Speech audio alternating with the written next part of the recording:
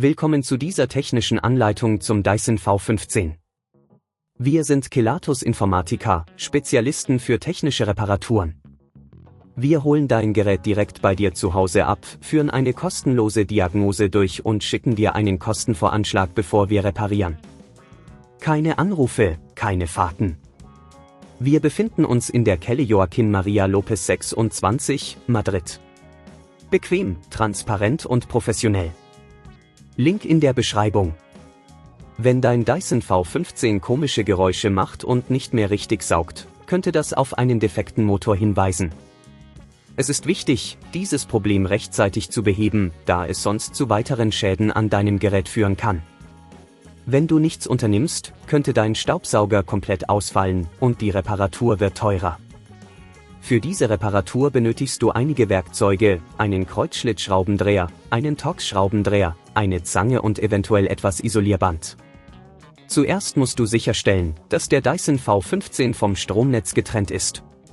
Schalte ihn aus und entferne den Akku, um sicher zu gehen.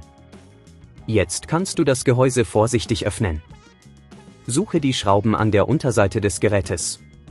Mit dem Kreuzschlitzschraubendreher löst du diese und hebst das Gehäuse vorsichtig ab. Achte darauf, dass du keine Kabel beschädigst. Wenn du das Gehäuse abgenommen hast, siehst du den Motor. Dieser ist in der Regel an der Hauptplatine befestigt. Überprüfe die Verbindungen und achte darauf, dass alles sicher ist. Um den Motor zu entfernen, musst du die Torx-Schrauben lösen, die den Motor halten.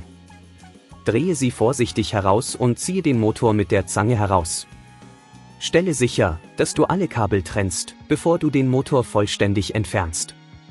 Wenn dir das an dieser Stelle zu kompliziert wird, denk daran, dass wir bei Kelatos dein Gerät zu Hause abholen und es dir repariert zurückschicken.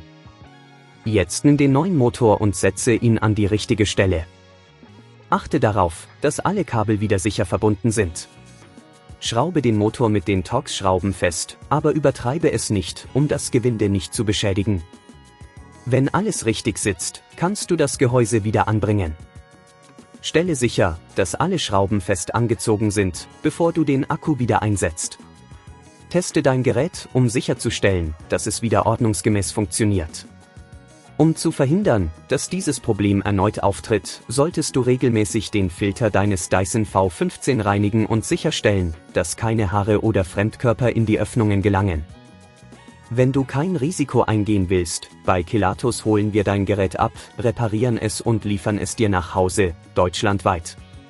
Link in der Beschreibung.